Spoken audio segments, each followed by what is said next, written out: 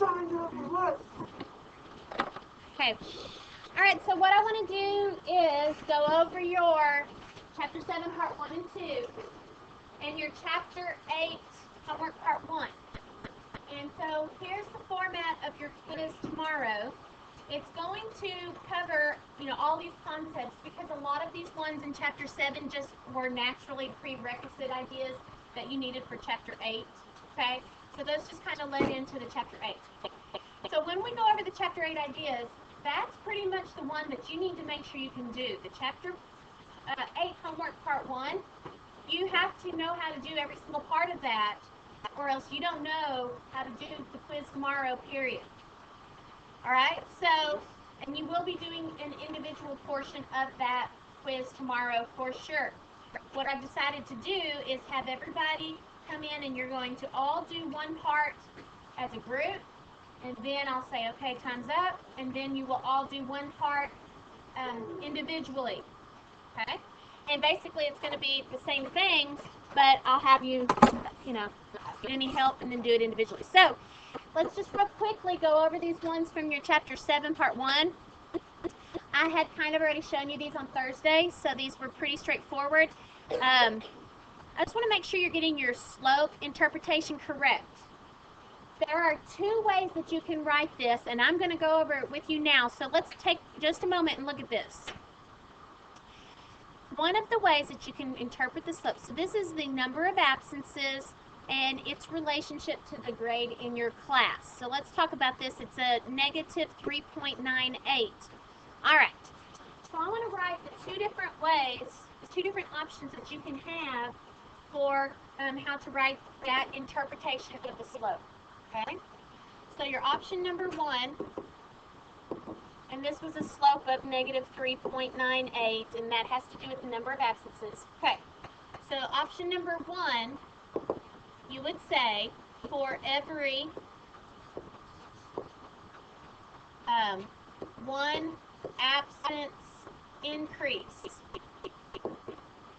okay,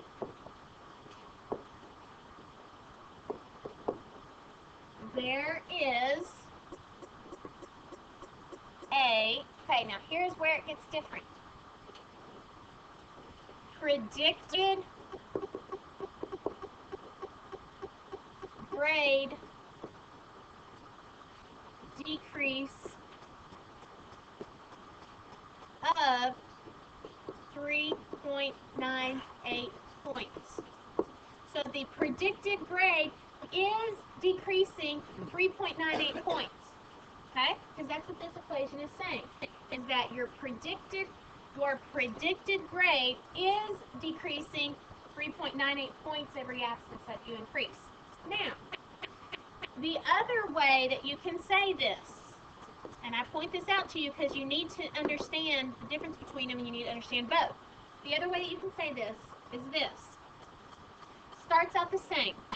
For every 1 increase in absence, for every 1 absence increase,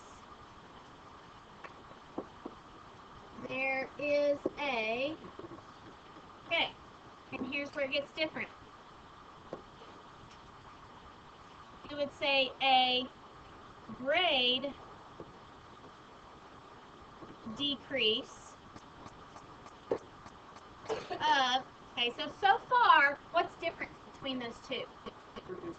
Good. This one is about the predicted grade. That's what's expected, versus this one, when I just say grade, that implies the what? The actual one, yeah. The actual one that occurs. Okay, that's kind of what happens when I take away that word predicted. It implies the actual real grade. So the grade decreases. Oh, there's a grade decrease of, here's where it cannot be exactly 3.98 points. Because is that definitely what's going to happen? The real grade will decrease 3.98 points. What's it going to decrease? About 3.98 points. So if you are talking about the real grade, the decrease is approximately that much. But if you are talking about the predicted grade, this is what the predicted does decrease by. Okay, so it's a subtle difference, but you have to get that straight on those two things. And let me tell you what you absolutely cannot say. This would be wrong. Okay, here's the no thing. You end up saying for every one increase in the number of absences, there is a, here's what comes different, predicted grade decrease of about 3.98 points. Putting this and this together are not correct. You know what the predicted will do. You do not say the predicted is about this. The predicted is this, 3.98. Okay, so that's as good as I can do to get that sentence straight for you. So next, the other concept, this is the back. We had the same concepts, length, width, all that kind of stuff. And then the y-intercept often does not make sense. The y-intercept is occurring when the x value is 0. And so would it make sense that the length is 0 millimeters if the predicted value is 2 point, and the predicted value is 2.12? If the length is 0, then it probably doesn't have any width. Okay. On the quiz tomorrow, you need to make sure that you can tell me the sentence that goes with the correlation coefficient and the sentence that goes with the coefficient of determination. Okay, you need to know which one is the r and which one is the r squared. Okay, so let's take a look at your homework, Chapter 7 homework part 2, and go over that. A lot of it is the same. Let's just make sure you get the wording correct. Okay, so here we go. This is a correlation coefficient. This is your R value. That's very nice and strong, positive linear relationship between the age in months and the heights in centimeters. Okay. So look here what I did on this one. Let's see which version I chose on the interpretation of the slope. So I want us to read this. Am I talking about the predicted height or the actual height? So let's see which one I talked about.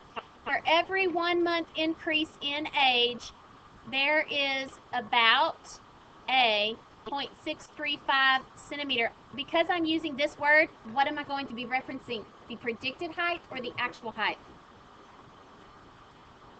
The actual goes up about that much. You know specifically what the predicted does. It's part of the formula. The predicted does go up that much. But reality is it's just going to be somewhere around there. You get that? The actual is going to be approximately that. So there's about this increase in height. So see, that's the actual height of the column of children, and so on. And here's another y-intercept that does not make sense, because this says when a Kalama child is 0 months old, the height of the Kalama child is about 65 centimeters tall. I mean, I guess if that's about what an infant is, then it would make sense, but I'm not sure if that is or not, because of centimeters. Okay, and again, your coefficient of determination is your r squared value. That is about 98.8% of the variation in the y value, which is the height of the Kalama children, is explained by the linear relationship between age and height. Okay, so you have to know those sentences, period. Okay, let's check these. Oh, I did not get a very good scan of this, so sorry that did not come in. It's about the same concepts. So let's check these here. Okay, this was not like a multiple choice question. You were supposed to put these that applied to these ones down here. This, number 1, was little or no linear association. You could have also put A going with the number 4 as well. Okay? A negative linear association applies to this one, number 3. And possibly you put that for number 4, depending on if you thought it had a linear association or not. Okay? How about just a flat out linear association? That would be this one here, number 3 picture, and number 2. Perhaps this one if you thought that there was something going on there. A moderately strong linear association would be graph 2, and a very strong linear association would be graph 3. Okay, here are the numbers that went with number 4 for the matching. So this is the 0 linear association. This one is moderately strong or somewhat strong. This one is a stronger negative. This one, they gave me this number and that was the weakest correlation, so that was it. Incidentally, I looked at it and I could tell that this picture here and this picture here were actually the same, and so therefore, I guess technically, this one has the negative 0.48, so it does kind of have a negative weak association. Okay?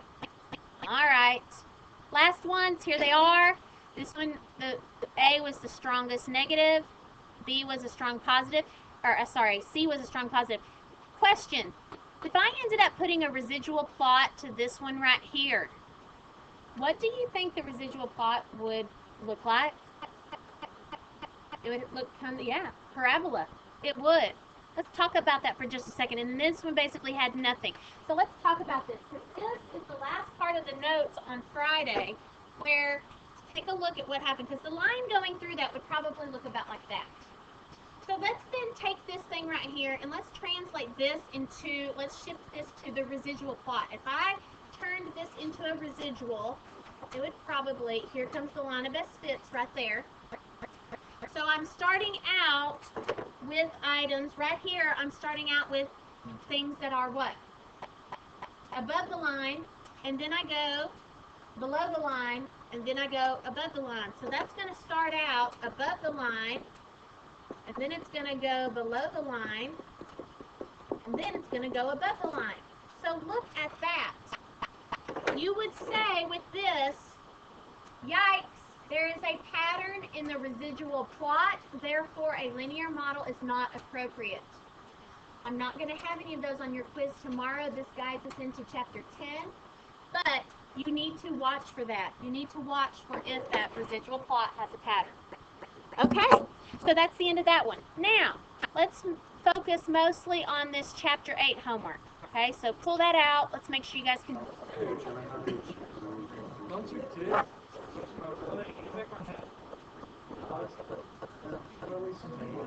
Okay, here is your chapter 8. Okay, this one has quite a few important concepts on this, and again, you know, since I was gone on Friday, and quite a few people were gone on trips or whatever on Friday. So let's make sure we go through this. Alright, the first thing to understand about this problem is that is actually what it was asking. Okay, the most important thing is to understand, first off, what it's asking. It first talks about how consumption of ice cream is the response. That's what's coming out. That means that's your Y value. And then the question from that is going to be, was income a stronger predictor of that consumption, or was temperature a stronger prediction of the ice cream consumption? So that's what we go into. So then what happens is this whole section here is about income predicting the ice cream consumption, okay? So how much ice cream. So the first thing is about income as your explanatory. So let's see what it looks like if income is related to how much consumption there was. Okay. And so we had this data here in this first picture. And I personally would not have liked this. It looks like, you know, in this section, your data is close around the line. But then look right here. If you had an income in the 17 through 20, is the line a very good predictor of your ice cream consumption? No. It was all over the place. And that became known here in the residual plot. So let's kind of transfer this to the residual plot. See right here? At first, the data is nice around this line of best fit. See, here's your line of best fit. Okay, so the data is pretty close, so that's a good predictor. But when you get out to this section here, then the data is all over the place. In this range, the line is not a good predictor of your consumption. All right, so this almost in a sense is considered a pattern. It's kind of fanning out, and what's happening is the farther you go along, so the higher you are getting in income, the worse you have prediction power, the worse your prediction ability is occurring. And so that's what this says here. The fanning out is bad because it says that the farther out you go, so the higher you get in income, the worse your ability to predict ice cream becomes. Okay. Now, also, let's look at our R value. What kind of R value what kind of linear correlation would be happening based on that R value?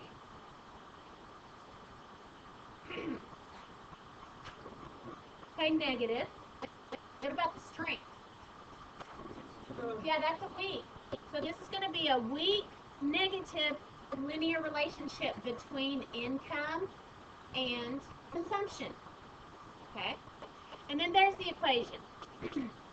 Now, the next section was asking you to change the explanatory variable. Let's look at this with temperature as the explanatory variable.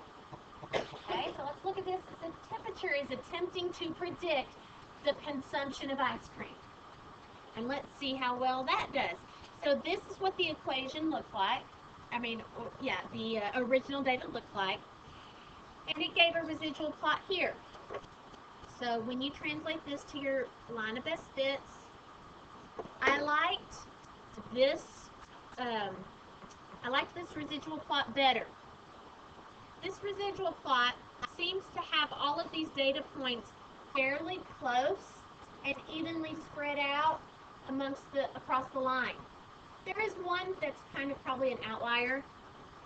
This guy right here, he seems to be kind of off the charts.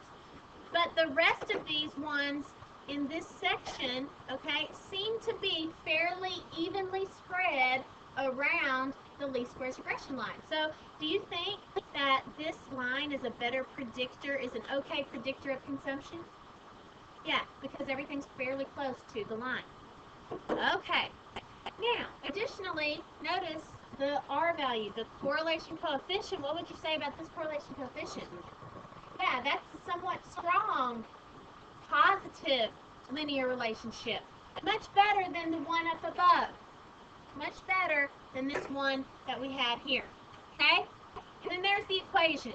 Now, the key to those two items comes to a conclusion here at the top of the next page. Look at this. There are two pieces of information that you should include in your reason for your choice. Okay? The question here was, what explanatory variable, so which one of those variables, temperature or income, is a better predictor for the consumption? And I said temperature, and I gave two reasons, and I want you to give two reasons, not just one. This was very clear. It has an R value that is stronger, so the R value is stronger. Now, maybe not so clear because you haven't been as experienced with the residual plot I want a sentence about the residual plots. The residual plot of the second one is better. The residual plot of temperature seems to have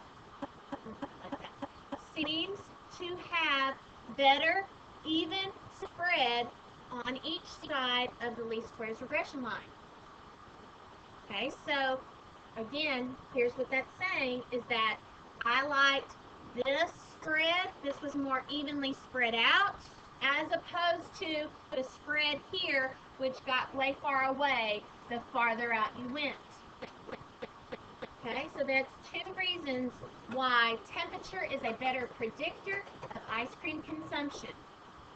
Now, these next pieces of data, these next questions are just mathematical, plugging into formulas and understanding what's going on. Okay? And what I'm going to say about this is I'm going to guide you through one or two of these. I'm going to guide you through just a couple.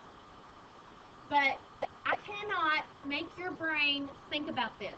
I mean, I can, bring a horse to water, but I can't make it drink. I could take the horse's head and, stick it in the water and almost drown it, but I cannot make it drink that water. It's the same thing here. I can show you these equations, okay? I'm not going to kill animals or whatever, but I can show you these equations. Okay, listen. But until you go and sit in your little quiet study place and figure out where those numbers are going and what they're coming from on your own and make that connection in your own brain, you're not going to get this.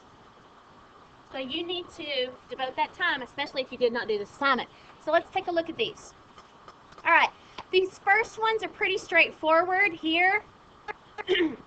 Predict the consumption for temperature.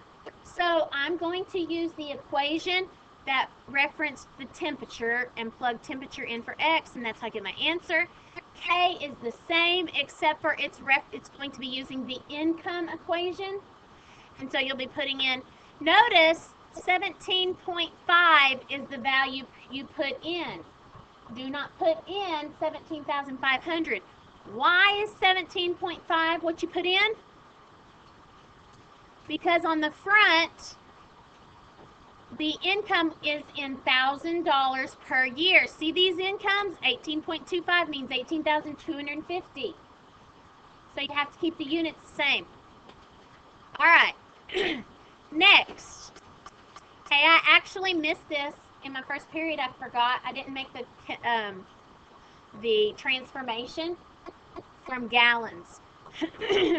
I originally put 3 in the place of the consumption because it says 3 gallons.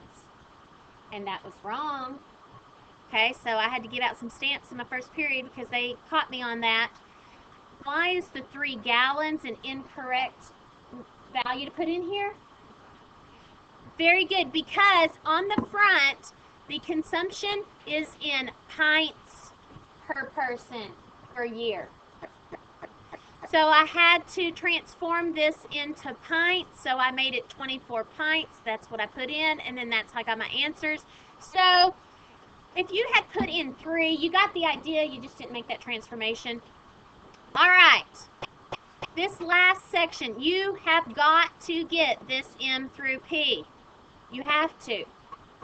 You have to go and figure out where these numbers are coming from. So here we go, first question. If the consumption at 62 degrees, okay, so number 1, I know I'm dealing with temperature equation. And number 2, 62 degrees represents an X value, because do you remember here on this front, what is the X variable? The X variable is temperature. Okay, so just from reading those first few names, or first few words, if the consumption at 62 degrees, that's 2 things I already know I need to do. Use the temperature equation, and 62 is the X value. Has a residual of 3.8, so there's your residual. Okay, what is the actual? So that's what you are solving for. So I'm going to use this. Remember, residual equals actual minus predicted. Remember AP? The residual is the AP, actual minus predicted. So I just plugged these in. The residual was told to me to be 3.8. The actual, I do not know. The predicted has to be computed. This predicted has to be computed by putting this 62 into the prediction equation, and then I take that 19.6 and I put it here. Okay?